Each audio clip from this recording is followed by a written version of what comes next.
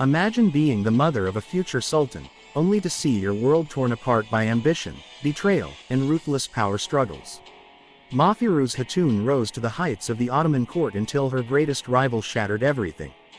How did she rise so high, and what led to her tragic fall? Stay tuned to uncover the untold story of Mehfiruz Hatun, where love and ambition collide in history's most powerful empire. If you're ready to dive into a world of ambition and betrayal, subscribe, give us a like, and let us know what you think in the comments below.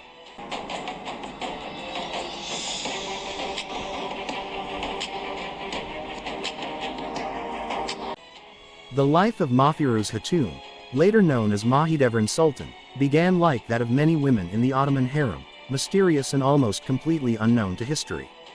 We don't know much about her early life, but she's believed to have come from a Circassian or Georgian background. What we do know is that, like many young girls brought to the empire, she was sent to the Topkapi Palace, where her life would change forever. Life in the harem was competitive, to say the least. These women were groomed to be refined, skilled, and educated in various arts to appeal to the sultan. The palace was filled with women of unmatched beauty, elegance, and intelligence, all vying for a chance to gain the sultan's favor. But Mehfiruz stood out. She had a presence that caught the attention of Sultan Suleiman the Magnificent, a young ruler who would go on to lead the empire to its golden age.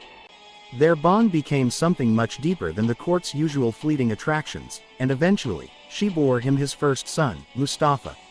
Having a son was a game changer. This wasn't just any baby. This was the Sultan's firstborn, a boy with the potential to one day rule the empire. In the Ottoman world, the mother of the Sultan's firstborn held an influential title, Haseki Sultan, and with that, she could secure her son's future. For a while, things were looking perfect for Mehfiruz. But in the harem, success breeds enemies, and she was about to face her fiercest rival yet. Let's paint a picture here. Mehfiruz is on top of the world, and Mustafa, her son, is loved by the people. But then, along comes Harem Sultan, a woman of unmatched charm and intelligence. Harem was different. She didn't just want a life of comfort, she wanted power. Harem knew how to play the game in ways no one expected. Harem quickly became the Sultan's favorite. It wasn't long before her influence grew to an almost unimaginable level, becoming not only Suleiman's confidant but his advisor. And here's where it gets shocking. Suleiman actually married Harem. Yes, in a break with tradition, Suleiman married her, something unheard of in Ottoman history. Marriage meant loyalty, and Harem wasn't going to share that with anyone else. Mehfiruz knew she was facing someone who wouldn't just compete. Harem was a strategist. And this meant that Mehfiruz's future, and that of her son, was no longer secure. In Ottoman society, the Sultan's sons were rivals from birth. Tradition dictated that only one son could inherit the throne, and the others were often put to death to prevent any threats to the new ruler. Mehfiruz was aware of these dark realities, but Harem's ambition threw the stakes into overdrive. Despite the growing tensions, Mehfiruz didn't back down. She had a son who was respected by the Ottoman army, and Mustafa was gaining popularity among the empire's elite. Unlike Harem's sons, Mustafa was born first and was technically the rightful heir. This gave Mehfiruz hope that, despite Harem's power, her son might one day wear the crown. Picture the tension between these two women, each vying for their son's survival in a palace that was essentially a pressure cooker of ambition. The rivalry was intense. Harem did everything in her power to weaken Mustafa's position, while Mehfiruz worked tirelessly to protect her son's legacy. As Mustafa grew older, he developed into a charismatic and beloved prince, often winning the people's admiration during his time governing regions of the empire. Mehfiruz had done her best to guide him with a sense of duty, compassion, and strength, instilling in him the values she believed were worthy of a sultan. But here's where the story takes a dark turn.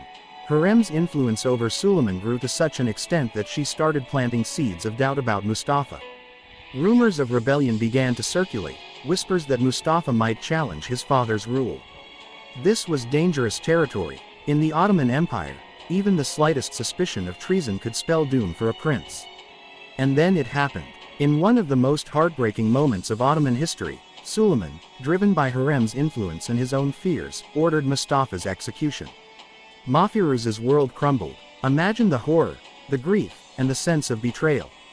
She had sacrificed everything, endured so much, only to see her son, her pride and joy, killed by the very father he was meant to succeed.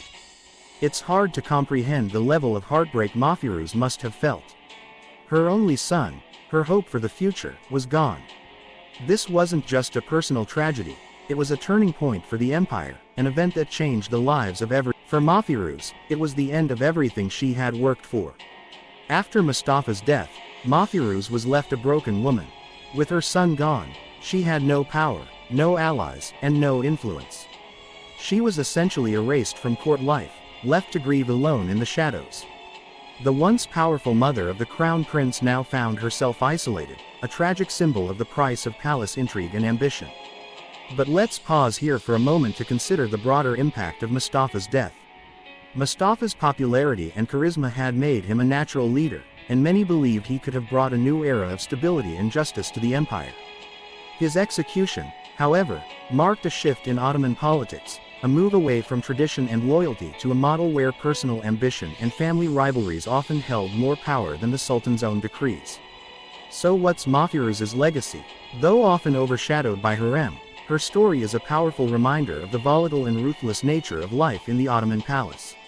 Mehfiruz's life serves as a testament to resilience and motherly devotion. Despite her ultimate loss, she remains a poignant symbol of the sacrifices made by Ottoman women in a world that was largely controlled by men. And let's not forget, Mehfiruz's life had a ripple effect. The struggle between her and harem marked the beginning of an era known as the Sultanate of Women, a period when women in the harem wielded unprecedented power. Harem's influence on Suleiman was only the beginning. For generations, the mothers of Ottoman princes would hold sway over the empire's politics, thanks in part to the paths Mehfiruz and harem had. Now, you might wonder, why should we remember Mehfiruz's story? Beyond the palace walls and royal intrigue, her story speaks to universal themes: ambition, love, betrayal, and resilience. She was a mother who fought for her son's future in a world where nothing was guaranteed. Mehfiruz's life is a reminder that history isn't just about battles and treaties, it's about the personal struggles and sacrifices that shaped empires and changed the course of nations. And there you have it, the tragic rise and fall of Mehfiruz Hatun. Her journey through love, power, and loss is one of the most powerful stories from the Ottoman Empire. If you were as moved by her story as we were, make sure to hit that like button, subscribe, and leave a comment about whose story you'd like to see next. This channel is all about diving deep into history's hidden tales, and we'd love to hear your ideas. Thanks for watching, and until next time, remember, every powerful